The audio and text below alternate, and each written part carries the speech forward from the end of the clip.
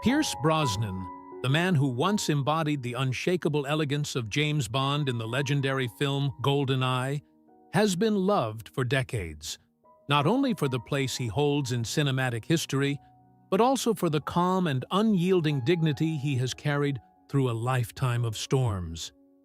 He has stood beside graves no husband or father should ever have to face, yet each time he has emerged from the wreckage with pride, strength, and a heart still willing to love. He held the hand of his first wife as the ruthless grip of ovarian cancer stole her life at the age of 43. And then, years later, that same merciless disease came for his daughter at just 41, tearing away yet another piece of his soul. And now, at 71, an even deeper darkness is closing in, a darkness striking at the very heart of his world, threatening to drag him back into the abyss he has fought his whole life to escape. And what he is preparing to do next has left those closest to him deeply concerned. Before we begin, we'd love to hear from you. On a scale of 0 to 10, how would you rate Pierce Brosnan? Your opinion truly matters. Every story of grief has a beginning. For Pierce Brosnan, it started in a quiet Irish town, with the sound of a door closing and a father who never returned. He was born on May 16, 1953, in Drogheda, Ireland, into a world without wealth, without legacy, and, almost immediately, without the man who had given him his name. His father, Thomas Brosnan, a carpenter by trade, left when Pierce was still too young to remember. No tragic accident, no farewell, just a disappearance that left behind only silence. "I never knew his face, never heard his voice," Pierce would say many years later, his words carrying the calm weight of a wound that time had never managed to heal. His mother, May, worked tirelessly as a nurse, fighting to build some kind of life for the two of them. But in 1957, when Pierce was just 4, she made the most painful choice a mother could, leaving Ireland for London to find work, promising it would be only for a short while. That short while became 7 long years. In her absence, Pierce drifted between homes, first with his grandparents in Navan, then with an aunt and uncle in Trim, each place with its own rules, its own voices, its own air of impermanence. He learned early to stay quiet, to stay out of the way, to be the boy who watched more than he spoke. Teachers noticed something in him, a brightness buried behind the eyes of a child who was always staring out the window, as if searching for something he couldn't name. In 1964, at age 11, his mother returned, with a new husband, William Carmichael. William was gentle, patient, never trying to take another man's place. He taught Pierce how to fish, how to fix what was broken, how to trust again. And yet, for a boy who had grown up in fragments, even love could feel like something you might lose if you held it too tightly. That same year, William took him to the cinema to see Goldfinger. Sean Connery's James Bond filled the screen, strong, confident, untouchable. "That's the man I want to be," Pierce thought, feeling a spark ignite deep inside him. By 16, that spark had carried him to London's St. Martin's School of Art, chasing a dream of painting inspired by Bacon and Freud, surviving on toast and tea while classmates lived in comfort. Acting wasn't even a thought, until one day in 1971, when he wandered into a theater workshop and saw a fire eater practicing. On impulse, he asked to try. That single moment rewrote his future. The troupe saw presence, grit, and the quiet weight of a life already tested. Soon, Pierce was at the Drama Centre London, enduring one of the most demanding acting programs in the country. More than half his classmates dropped out. He stayed, working odd jobs, studying Shakespeare, training in mime and circus arts. He didn't come from privilege, but he carried something far more enduring: the relentless hunger of a boy who had begun with nothing and had sworn never to end there. Pierce Brosnan's path to the screen didn't begin with dreams of Hollywood. It began with a chance encounter that quietly altered his destiny. As a teenage art student at St. Martin's School of Art, he imagined a future with brushes and canvases, not cameras. But one afternoon in 1971, wandering through the city, he stumbled into a small theater workshop and found himself watching a fire eater rehearse for a show. Instead of walking away, he asked to try. That single impulsive moment revealed something no one had expected: an intensity, a presence, and the weight of a life already tested. The troupe invited him to join, and soon Brosnan was accepted into the Drama Centre London, a crucible where more than half the students left under the relentless pressure. He stayed, working odd jobs, mastering Shakespeare, mime, and even circus skills, holding on with the hunger of someone who had no safety net. In 1976, after years of demanding training, he landed his first professional role in the stage thriller Wait Until Dark, portraying a figure who lingered in the shadows, ready to act at any moment. A year later came Tennessee Williams' The Red Devil Battery Sign, a play that had faltered in America but found new life in London through his magnetic performance. Film work followed in 1980, though the start was humble. Less than 30 seconds on screen with Elizabeth Taylor in The Mirror Cracked, for a paycheck of just £50. That same year, he appeared in The Long Good Friday with Helen Mirren and Bob Hoskins, again in a minor role, but in a film that would become a cult classic. He was building momentum inch by inch, quietly, determinedly. Then, in 1982, fate stepped in once more. Auditioning for a small background role in NBC's new detective series Remington Steele, Brosnan was instead offered the lead. At 29, virtually unknown in America, he was nothing like the seasoned American charmer the role was originally written for. But once he walked in, the part became his. When Remington Steele premiered on October 1, 1982, it drew 15.6 million weekly viewers, aired in over 80 countries, and made Brosnan a household name. Yet fame brought its own challenge. Almost immediately, critics and fans began calling him the next James Bond, a label that would follow him for over a decade. By the early 1980s, Pierce Brosnan was no longer just an up-and-coming actor. He was already being whispered about as the next James Bond. In 1983, those whispers reached the right ears. Bond producer Albert "Cubby" Broccoli saw him visiting the set of For Your Eyes Only, where his wife, actress Cassandra Harris, had a role. Turning to someone nearby, Broccoli remarked, "If he can act, he's my guy."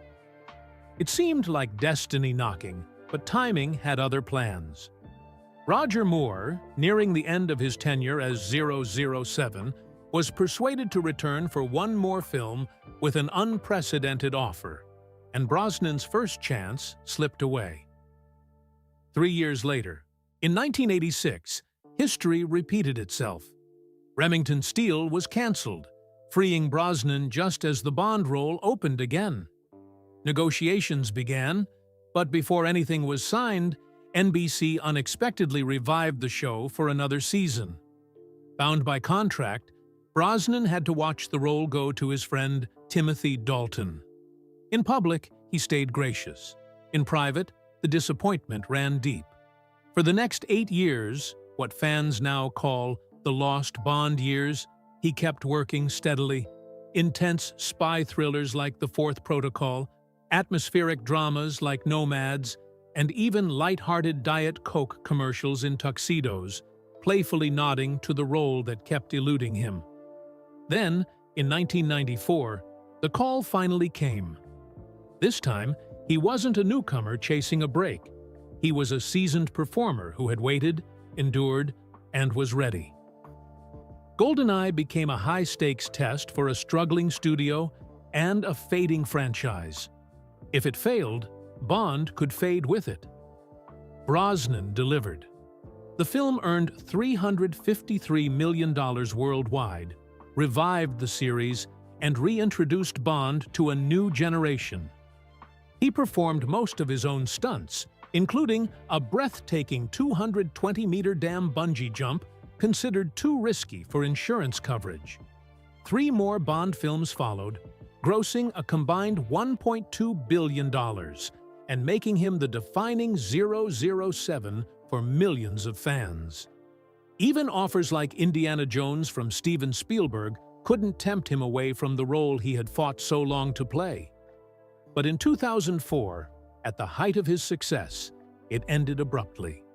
While filming After the Sunset, he received a brief phone call. "You were a great James Bond. Thank you. Goodbye." There was no warning, no detailed explanation, only the news that younger candidates had been quietly considered for 2 years. His final Bond outing, Die Another Day, had been the franchise's highest-grossing film at $431 million. But it no longer mattered. Casting directors began to see him as too Bond for other roles. Offers dwindled, longtime staff were let go, and he entered a period of quiet, personal difficulty. Years later, his children would recall the first time they saw him cry when the trailer for Casino Royale played. What he lost that day wasn't only a part, it was a part of himself. Years later, Brosnan would look back, not with bitterness, but with a quiet gratitude for every turn in the road. The early rejections, the near misses, the triumphs and the heartbreaks. They had shaped not just the actor the world knew, but the man he became. In the end, the true legacy of his Bond years wasn't just in the box office numbers or the iconic lines. It was in proving to himself and to the world that resilience can turn even the longest wait into a defining moment. At a time when the world saw him as unshakable, the man in the tuxedo, the hero who always won, Pierce Brosnan was fighting a battle far more real, far more cruel than anything on screen. Behind the flashbulbs and red carpets, his heart belonged to one person, Cassandra Harris. Long before Bond scripts and box office triumphs, there was this elegant, quick-witted actress whose presence could light up any room. They met in the late 1970s, when his career was still uncertain and hers already established. Cassandra was raising 2 children, Charlotte and Christopher, from a previous marriage. She was poised, magnetic, and carried a quiet resilience that drew people in. Most men might have hesitated at stepping into an instant family. Pierce didn't pause for a heartbeat. What held him wasn't simply her beauty, though she was striking.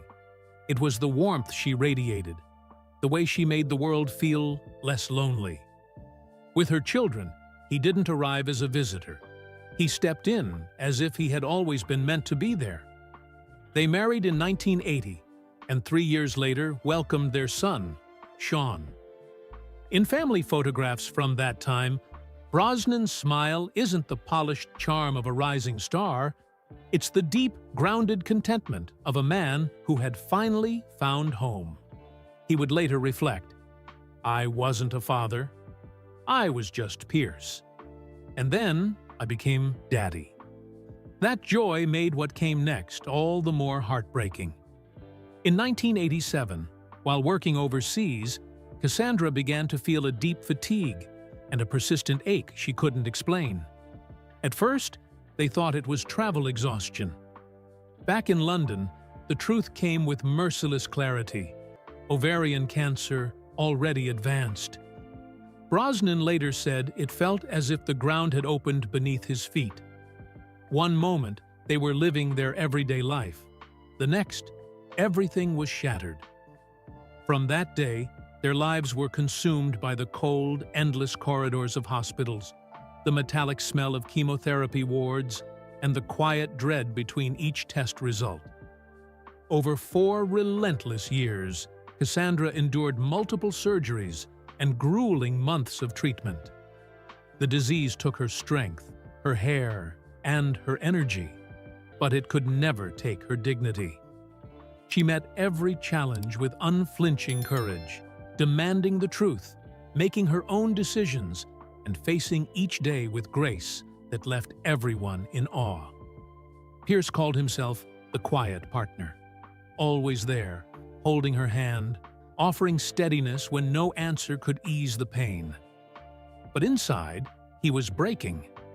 At home, Sean, still just a little boy, would sometimes appear in a toy doctor's coat, clutching plastic stethoscopes, treating his mother with imaginary medicine. It was innocent, sweet, and utterly devastating, because they both knew make-believe couldn't change reality. Some nights, when the house was still and the world felt far away, Cassandra would speak softly to him, not about the illness, but about love, life, and the strange peace that comes when you stop running from the truth. Near the end, she whispered, "Please, darling, don't worry. It's just a life coming to rest." It was tender, and it was cruel. A final gift of strength from a woman who refused to be remembered only for her illness. On December 28, 1991, just one day after their 11th wedding anniversary, Cassandra passed away at the age of 43. Pierce was by her side with Christopher. Charlotte, away in London, spoke to her over the phone. Sean, only 8, was in the house but too young to understand the finality of that quiet moment. Christmas had just passed, but the air in their home was heavy, still, and unbearably silent. In the days after, Pierce moved like a man on autopilot, funeral arrangements to make, people to comfort, 3 children to somehow keep steady. He didn't cry in front of them, not yet. Instead, he became the anchor, even as the weight of grief threatened to pull him under.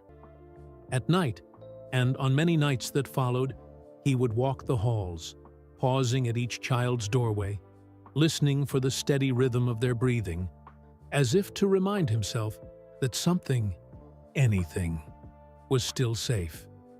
Grief didn't fade. It rooted itself into the architecture of his life. It lingered in quiet mornings, in the sound of laughter that carried her voice, in milestones she would never see.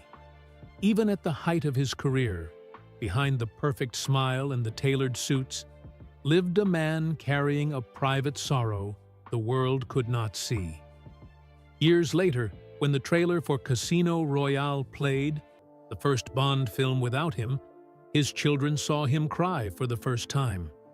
He would sum it up with words as stark as they were eternal. "Some people carry pain like a badge. I carry it quietly, because it's part of me now. It always will be." He had believed that losing Cassandra was the deepest wound a soul could bear, that no other blow could ever match the day he watched the woman he loved more than life itself slip away. But life had not finished with him. It came back, cold and deliberate, as if it had been waiting. And when it struck, it did not simply reopen old scars, it tore them wider, forcing him to relive every moment he had prayed never to face again. This time, grief did not creep in to haunt the past. It came for the future, and once again, it wore the same merciless face: ovarian cancer. But now, 22 years after it had stolen his wife, the same relentless disease came back, not to haunt the past, but to take his daughter. Charlotte was luminous, warm, resilient. She carried her mother's grace in her smile, her kindness in the way she touched a hand, her steadiness in moments of chaos, and hidden deep within her, unspoken and unseen, was the same fatal shadow written into her DNA. The same disease that had already stolen so much from their family returned like a predator retracing its own bloody path, striking the next generation without mercy. She was only 40 when the first signs came. Slight fatigue, a vague ache, nothing to sound alarms. But Pierce felt the shift immediately. He knew this rhythm too well, the quiet before devastation, the air thick with dread. When the tests confirmed what he had already feared, it was not shock that crushed him. It was a suffocating, bone-deep despair. The sensation of being dragged back to the same cliff he had once been thrown from, knowing the fall would be just as long, just as merciless. Charlotte, like her mother, met the disease head-on. For 3 unrelenting years, she endured surgeries, rounds of chemotherapy, and the long purgatory of waiting rooms, places that smelled of antiseptic and resignation. Each treatment stole more of her strength, yet her resolve burned on. Her anchor was her 2 children, Isabella, 15, and Lucas, 8, watching her fade just as she had once watched Cassandra. It was a cruel mirror image, history looping with surgical precision. She refused pity. What she asked for was time. Time to show her children that love could outlast pain. Time to leave them with memories of courage, not just of sickness. So in June 2013, with the cancer advancing like a tide that could not be turned, she did something extraordinary. She put on a white dress, stood tall against the weight of her body's failing strength, and married Alex, the man who had stood unwavering beside her. It wasn't just a wedding. It was a final stand, a declaration that love would have the last word. She smiled through the pain, her hands trembling, her eyes bright with both joy and the unspoken knowledge of what was to come. 2 weeks later, she was gone. June 28, 2013, a quiet Friday in London that carved itself into Pierce's bones. Charlotte passed surrounded by her husband, her children, and her brothers, Christopher and Sean.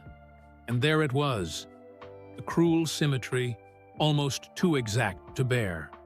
Charlotte died at 41, Cassandra at 43. Lucas was 8, the same age Sean had been when Cassandra died. Isabella was 15, the same age Charlotte had been when her mother's illness was first revealed. It was as if grief had a blueprint, returning to etch the same wounds at the same ages, with surgical cruelty. Once more, Pierce stood in the place no parent should ever be, burying a child, burying a future. He tried to be strong for his grandchildren, but some pain defies language. It is not cinematic.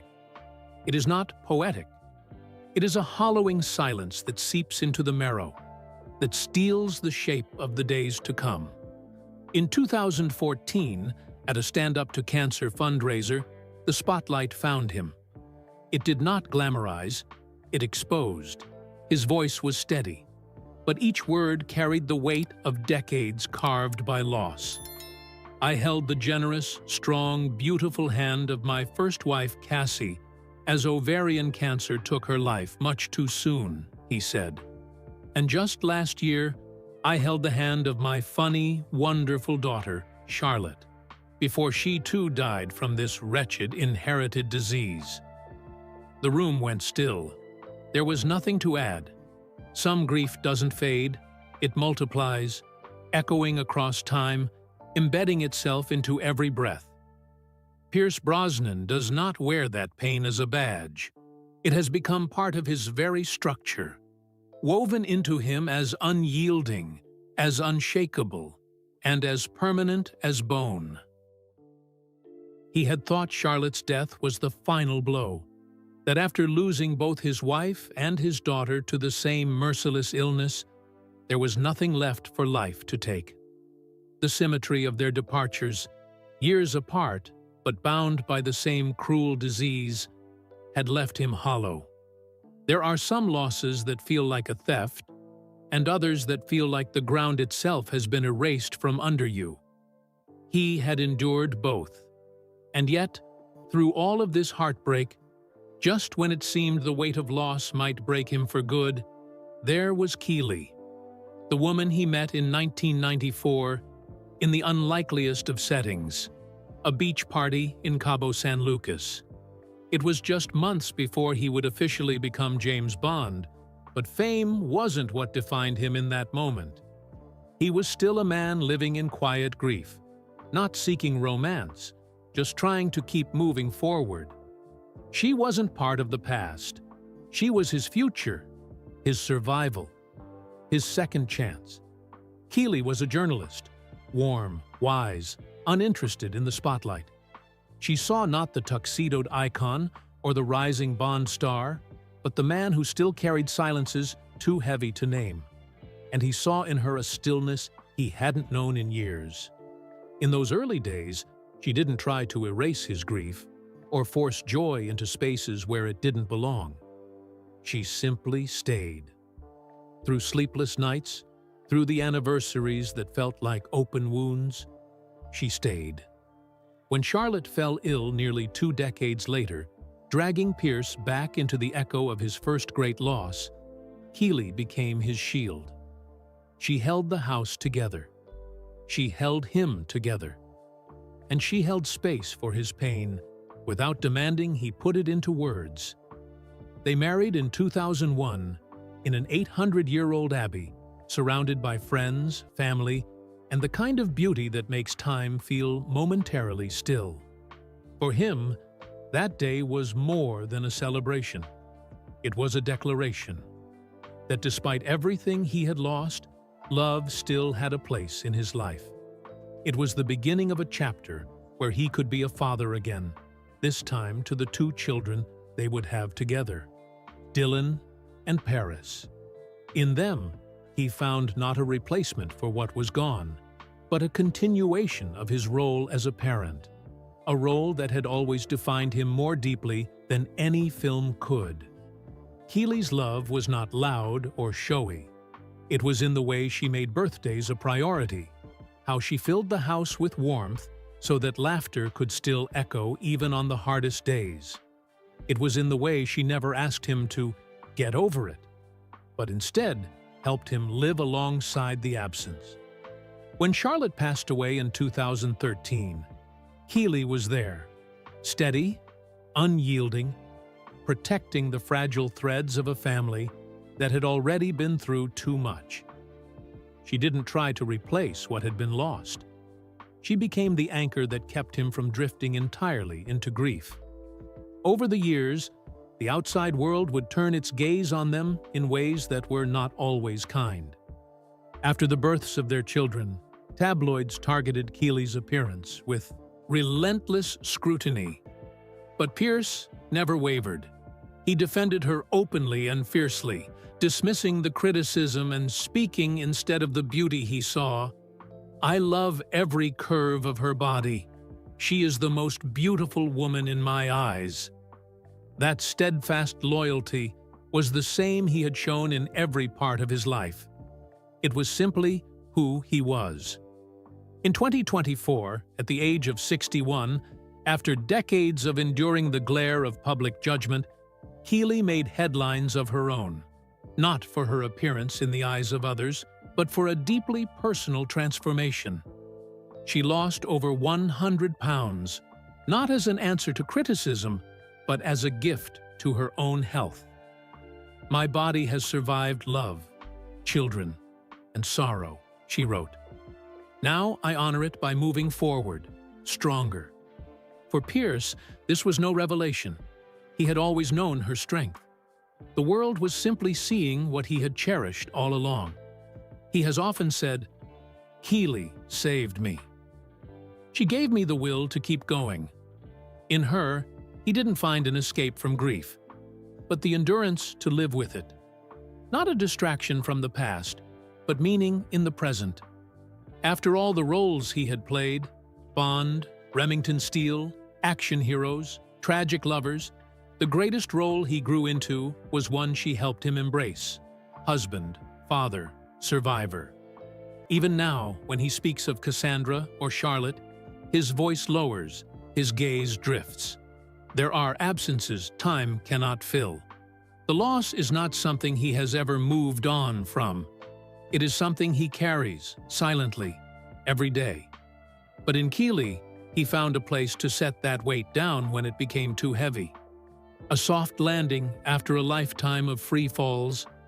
She never tried to fill the silence left by those who were gone. She simply taught him how to live with it, how to find joy again, even if it trembled at the edges. And through every high and low, she stayed. That, more than anything else, has been the quiet miracle of his life.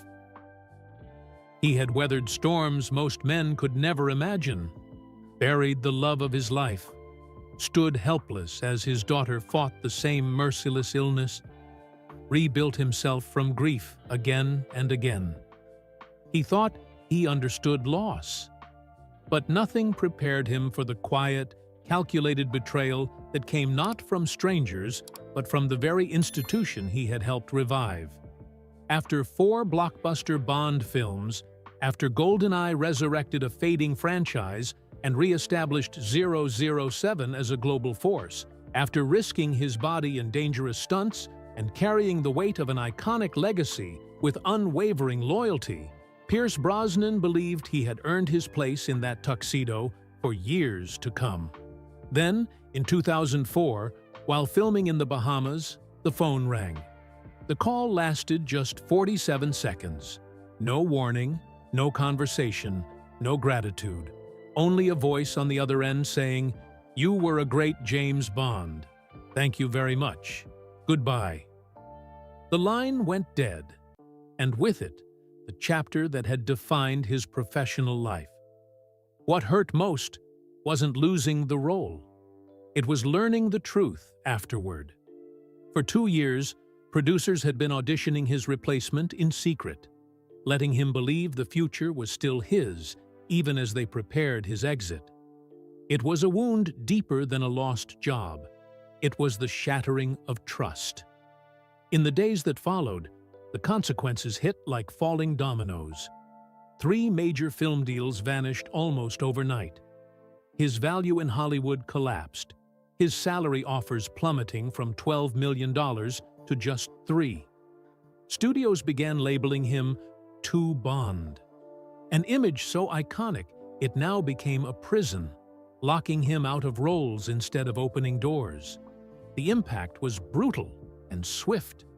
He was forced to let go of 12 loyal staff members. The man who had stood unshaken through personal tragedy now found himself drowning in a different kind of grief. The grief of erasure. This wasn't a headline or a press release. This was waking up each morning feeling as though the world had moved on and left him behind. For a man whose identity had been forged in survival, this loss didn't just bruise, it broke something fundamental. His son would later recall catching him in tears when the trailer for Casino Royale was released. It wasn't envy, it wasn't anger, it was a hollow ache. The kind that comes when you see someone else wearing the life you had built, and you realize it's gone forever. In interviews years later, Brosnan would speak of that period as one of the darkest stretches of his life. Not because James Bond had ended for him, but because with it went his sense of purpose, his anchor in a career that had given him meaning after so much personal tragedy. When survival has been your defining role, every loss carries the echo of all the others. And for Pierce Brosnan, this felt like losing everything all over again. Not every kind of loss is marked by black clothes and a graveside. Some are slow, invisible to the outside world, unfolding over years until you realize that someone you love has been slipping away in plain sight. For Pierce Brosnan, that kind of grief came in the form of watching Christopher drift from the life they once shared. Christopher was Cassandra's son from her first marriage. a boy Pierce met when he was still finding his own place in the world. The connection was instant. Pierce didn't see step or half. He saw a son. He adopted Christopher, gave him his name, and stepped into his life as a father. Not just in title, but in action. They bonded through film sets, through laughter, through the simple routines of family life. Christopher often worked alongside him in the early years, carrying cameras, learning the rhythms of storytelling. There was a time when they were inseparable. But when Cassandra passed away, something in the family's foundation cracked. Charlotte held the pieces together with grace. Sean leaned on Pierce for strength. But Christopher carried his grief differently, quietly, heavily, and in ways that no one could fully reach. Over time, the pain turned inward. Struggles with addiction began to creep in, not as moral failings, but as battles with shadows that refused to let go. What started quietly became harder to hide. Legal troubles, near misses, moments where the weight of it all nearly claimed his life. Pierce tried everything a father could. Rehab, long talks, countless chances, even just sitting beside him in silence. But the truth was cruel. Love alone couldn't pull him back. In a rare moment of honesty years later, Pierce admitted, "Christopher is still very lost. I know where he is, but he's having a hard life. He knows how to get out. He doesn't want to." There was no anger in his voice, just the ache of a man who had run out of ways to rescue someone who didn't yet want to be saved. Eventually, for his own survival and for the stability of the rest of the family, Pierce made the hardest choice a parent can make: to step back, not to cut ties, never to stop loving, but to love from a distance, hoping the space might one day lead to a return. Years passed. Christopher faded from public view. When he reappeared, older and frailer, the change was stark. For Pierce, it was another kind of funeral, one without a ceremony. To lose a child to death is an agony no parent should face, but to lose them to life, while they are still out there somewhere, breathing and walking, is its own quiet devastation. Pierce has never turned this pain into spectacle.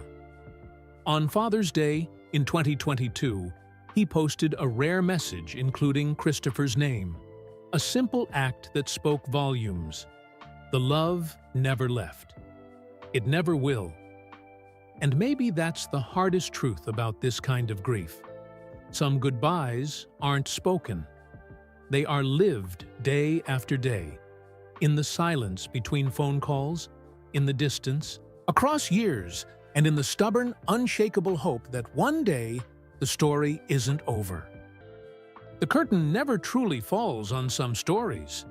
For Pierce Brosnan, the current chapter of his life is not about box office numbers or the flash of paparazzi bulbs. It's about meaning.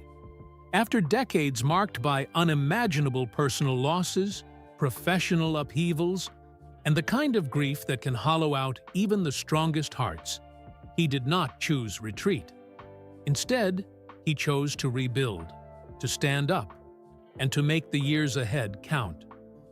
Today, the man once defined by the tuxedo and the gun is better recognized by the brush in his hand, the causes he champions, and the family that surrounds him. For nearly 2 decades, Brosnan's primary base was Orchid House, his Thai-inspired beachfront estate in Malibu, which he and Keely built after purchasing the land around 2000. In 2020, they sold it for a reported $100 million, a record for the area. Now, he divides his time between a coastal home in Malibu and their longtime retreat in Kauai, Hawaii. Both places give him what he calls the horizon, a view of the ocean that has always been a source of calm and clarity. These are not just houses.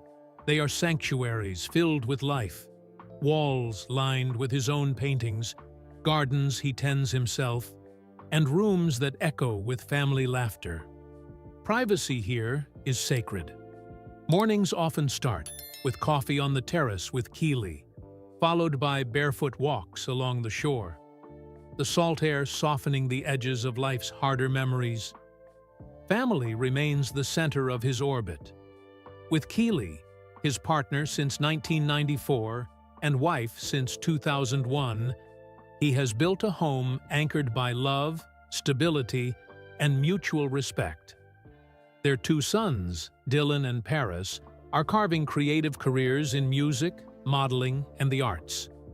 His older children from his life with Cassandra, Sean and Christopher, remain part of a family web marked by tragedy in places, but held together by unshakable bonds. Pierce is also a devoted grandfather, cherishing time with Charlotte's children, Isabella and Lucas. Milestones are marked quietly, often in gatherings far from public view, where the most important guests are not photographers, but the people who've weathered life's storms with him. At 72, his health is something he tends to with both discipline and gratitude. He follows a diet rich in fresh produce and seafood, limits processed foods, and practices moderation. His exercise is steady and sustainable. Morning swims in the Pacific, long coastal walks, yoga, and occasional strength training. His aim is not only to stay fit for work, but to sustain the energy needed for family life and the causes he supports. Creatively, Brosnan remains active. Though more selective now, he takes roles that interest him, whether in high-profile streaming releases, indie dramas, or lighter action fare. Off-screen, painting remains his deepest creative outlet, one he first turned to during Cassandra's illness as a form of therapy. His abstract works, often rich in color and texture, have been exhibited and auctioned for charitable causes. Financially secure, with a net worth estimated in the tens of millions, Brosnan is not driven by accumulation, but by contribution. As a UNICEF Goodwill Ambassador, he has championed children's rights and disaster relief efforts. With Keely, he has supported environmental organizations such as Greenpeace and the Natural Resources Defense Council, advocating for clean oceans, wildlife protection, and climate justice. Cancer awareness and research remain deeply personal missions. He continues to fundraise, speak publicly, and make private contributions in memory of Cassandra and Charlotte. Though firmly grounded in the present, the past walks beside him. The absences of Cassandra and Charlotte are not wounds that have healed, but presences that have changed shape, woven into his life's fabric. Keely has been central to that transformation, creating a home where joy and sorrow can exist without negating each other. Physically, time has left its mark. Silver hair, a more deliberate stride, but these are not losses. They are the natural evidence of a life fully lived. Public appearances are now chosen with care, often to promote a project or bring attention to a cause. As for the future, Brosnan shows no sign of stepping away entirely. There are scripts awaiting his decision, paintings in progress, and family trips on the calendar. While he has not spoken publicly about a will or estate plan, his life's work makes one truth clear. His most enduring legacy will not be a single role or a fortune, but the resilience he has modeled in the face of loss, and the way he has transformed that resilience into art, advocacy, and love. He once summed it up in a way that could serve as the epilogue to his life story. Life has to go on. And if it does, you better find something worth living for. For Pierce Brosnan, that something is no longer about escaping danger on screen. It's about confronting the real-world dangers that threaten our planet, our families, and our shared future. It's about ensuring that even the hardest beginnings can still lead to hopeful endings. And perhaps That is the greatest lesson in Pierce Brosnan's journey, that even after loss, love, and purpose can carry us forward. Which chapter of his story speaks most to you? Share your thoughts below. And if this story inspired you, don't forget to like and share it with someone who might need a reminder that hope can survive anything.